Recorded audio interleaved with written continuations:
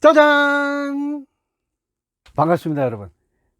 우리는 지금 세상에 공짜는 없다라는 말을 통해서 긍정선택의 비법을 지금 알아가고 있는 중인데요. 여러분들이 세상에 공짜는 없다라는 말에서 유념해야 될 것에 대해서 오늘은 이야기를 좀 하도록 하겠습니다. 우리는 뭔가를 얻기 위해서 대가를 치러야 된다 그랬습니다. 그것을 나한테서 나갔다라는 의미에서 잃었다라고 표현을 해보자고 했습니다.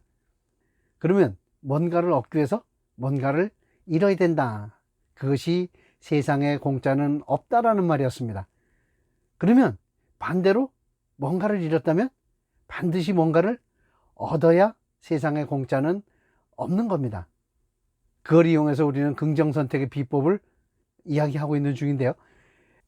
여기서 유념해야 될 것이요, 뭔가를 얻기 위해서 뭔가를 잃었다. 그러면 뭔가를 잃었을 때 뭔가를 얻었다. 이게 한 세트인데요, 한 세트로 끝나지 않는다는 겁니다. 뭔가를 잃었으면 뭔가를 얻어야 되고, 그래서 끝난 게 아니고요, 뭔가 얻었으면 뭔가를 잃었다. 이걸로 그냥 종결이 되는 게 아니라는 겁니다. 무슨 얘기냐면요, 잃은 것, 얻은 것은 매 순간 시작점이라는 거예요. 예를 들어 보겠습니다.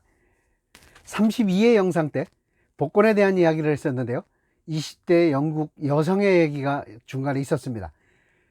그분은 복권을 구입하고 14억 4천만 원에 당첨됐다 그랬어요. 그리고 인생을 망쳤다고 했습니다. 그래서 복권업체의 사장을 업무상 과실 혐의로 기소할 예정이라고 신문기사를 봤다라는 얘기를 여러분에게 드렸습니다. 그러면 그 20대 여성이 뭘 잃었죠? 처음에 잃은 게 복권 구입 금액입니다. 자, 우리나라의 로또로 치면 한 5천원 샀겠죠. 5천원을 잃었어요. 먼저 잃었습니다. 그 다음에 거액의 복권에 당첨이 된 겁니다. 그게 14억 4천이라 그랬어요. 그러면 5천을 잃고 14억 4천을 얻은 겁니다. 그러면 5천을 잃었고 14억 4천을 얻었는데 5천과 14억 4천 사이에 갭이 워낙 크니까 더 잃어야 된다는 거예요. 가만 내비두면. 그래서 인생을 망친 겁니다. 이렇게 복권 대금이 나갔고 잃었고 거기서 시작이에요. 그래서 얻었어요.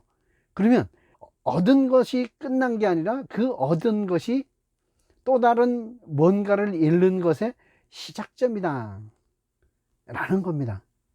그러면 반대로 인생을 망쳤습니다. 그러면 인생을 망친 것은 우리는 잃은 거라고 표현할 수 있을 겁니다. 그러면 인생을 망쳤다, 뭔가를 잃었다면 또 뭔가를 얻어야 됩니다. 다행히 그분은 뭔가를 얻었습니다.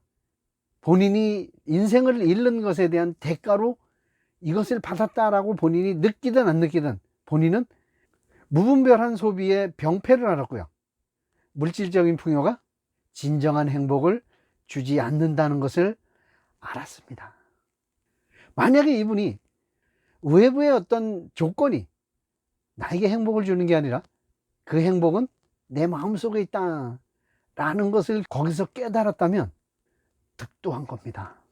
14억 4천의 복권에 당첨돼서 인생을 망치면서 득도를 한 겁니다. 그러면 엄청난 걸 얻은 거죠. 그러면 이렇게 또 엄청난 걸 얻었으면 이분은 또 뭔가를 잃어야 돼요. 그럼 우리가 원하는 것은 스트레스 없이 스트레스 덜 받으면서 행복한 것을 원하는 겁니다. 그럼 어느 순간 끊어야 돼요. 뭔가를 얻고 행복한 상태에서 더 이상 잃지 않으려고 노력을 해야 된다는 거예요. 어떻게 하면 될까요? 이상묵 교수님의 사례를 통해서 어떻게 해야 될지는 알아보도록 하겠습니다. 이상묵 교수님은 전신이 마비가 되는 사고를 당하셨습니다. 잃은 거죠. 그리고 새로운 삶, 기적 같은 삶을 살고 계신다고 했습니다. 그럼 엄청난 삶을 얻으신 거죠. 그럼 이제 잃어야 돼요. 근데 그분은 잃지 않았습니다. 어떻게 안 잃을 수 있었냐면요, 그분이 가장 민감한 게 자율신경 과반사라는 질병입니다. 자율신경 과반사라는 게 뭐냐면요, 우리 몸이 교감신경의 자극을 받으면 혈압이 상승한답니다. 근데 그 혈압이 상승하는데 상승하는 혈압을 멈추게 하기 위해서는 부교감 신경에서 호르몬을 분비를 해야 되는데요. 그 부교감 신경이 척추에 있답니다. 그런데 척추에 손상을 입으셨기 때문에 부교감 신경이 작동을 하지 않는 겁니다. 그래서 교감 신경이 자극을 받으면 혈압이 올라가고 억제할 수 없으니까 혈압이 굉장히 높이 올라가고 그 결과 혈관이 터질 수도 있고 그게 죽음으로도 연결될 수 있다는 거예요. 그래서 이상묵 교수님은 그 자율신경 과반사라는 그 현상에 굉장히 민감하신데요. 그 자율신경 과반사라는 거에 대해서 이분은 어떻게 해석했냐면요. 제2의 인생을 얕볼까봐, 그리고 또 방심할까봐 하늘이 자율신경 과반사라는 감시자를 교수님께 붙여준 게 아닌가 라고 생각을 하셨답니다. 이렇게 뭔가를 얻었는데 그거에 대해서 방심할까봐, 그것을 얕볼까봐 감시자를 뒀다. 감시자를 뒀기 때문에 나는 새로운 인생을 얕볼 수도 없고 방심할 수도 없다라는 겁니다. 여기에 해답이 있습니다. 뭔가를 얻으면요, 우린 대부분 자만하고 교만합니다. 거들먹도 떨죠. 거만해질 수도 있습니다. 그러면 해답은요, 우리가 뭔가를 얻었을 때 교만하고 자만하고 거만한 것을 하지 않으면 됩니다. 그럼 어떻게 돼요? 겸손하고 얻은 거에 대해서 감사하면 됩니다. 어떻게 겸손해야 되느냐면요, 뭔가를 잃을 수 있다라는 것을 여러분들이 명심하시면 겸손해질 수 있는 겁니다. 교만하고 자만하면 뭔가를 반드시 잃을 것이다 라는 생각을 하면 겸손해져야 되는 거죠. 그리고 우리는 좋은 것과 나쁜 것에 정의를 내릴 때 서로를 위하는 것, 나도 위하고 남을 위하는 것이 좋은 거고, 나뿐인 것, 나만 옳고 내 것만 중요하고 내 주변만 소중하고, 이것을 나쁜 것이라고 정의를 내렸습니다.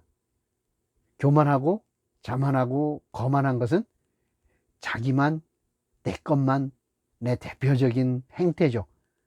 그때 저희는 그거를 만만주의라고 이야기를 했습니다. 만만주의를 하지 않으면 되는 겁니다. 그리고 뭔가 잃었을 때는 얻으면 되는 거죠. 어떤 순간도 잃고 나서 끝난 게 아니라 또 다른 시작점이라 그랬습니다. 잃는 것에서 얻는 방법은 제일 먼저 해야 될 게 수용하는 겁니다. 우리는 부인하고 분노하고 타협하고 우울한 과정을 거쳐서 그 다음에 결국은 어쩔 수 없는 거구나 라는 인식으로 수용한다 그랬는데요, 바로 수용을 하는 겁니다. 그렇게 수용하고 나면 마음이 편해지고 시야가 넓어져서 그 상황에 교훈을 찾을 수 있고, 그 교훈을 통해서 우리는 성장할 수 있고 성숙한 사람이 될 수 있는 겁니다. 여러분, 이런 얘기 들으니까 새옹지마라는 말이 생각나지 않으시나요? 새옹지마라는 말을 여기서 설명하고자 하는 건 아니고요, 여러분들이 너무 잘 아니까요. 그 새옹지마에서 보면요, 나쁜 일이라고 생각했던 게 좋은 일이 됐고, 좋은 일이라고 생각했는데 또 나쁜 일이 일어났고, 나쁜 일이라고 생각했는데 또 좋은 일이 일어났어요. 나쁜 일은 좋은 일의 시작점이었고, 또 좋은 일은 나쁜 일의 시작점이었고, 나쁜 일은 또 좋은 일의 시작점이었습니다. 이게 얻는 것과 잃는 것은 매 순간 시작점이다 라는 걸 여러분들이 유념을 하시기 바랍니다. 그러니까 어느 순간에도 여러분은 긍정을 선택할 수 있으시는 거예요. 한 세트가 끝나야만 이렇게 되는 게 아니고요, 14억 4천만 원 복권에 당첨돼서 즐기다가 한 5억쯤 잃은 상태에서 정신 차릴 수도 있는 거고요, 10억쯤 잃었을 때 정신 차릴 수도 있는 거고요. 물론 결국 그 20대 여성은 전부 다 잃고 나서 깨달았지만, 전부 다 잃고 나서도 마찬가지입니다. 어느 시점에서도 깨달을 수 있다. 그 깨달은 것에 대해서 교만하고 자만하고 거만해지면 또 잃을 수 있다 라는 걸 여러분들이 명심을 하셨으면 좋겠습니다. 다음 영상에서는요, 세상에 공짜는 없다 라는 말에서 정말 잊지 말아야 될 것을 여러분에게 말씀드리고 세상에 공짜는 없다는 말을 마무리하도록 하겠습니다. 다음 영상 기대하셔도 좋고요. 다음 영상에서 뵙겠습니다. 굿바이 스트레스!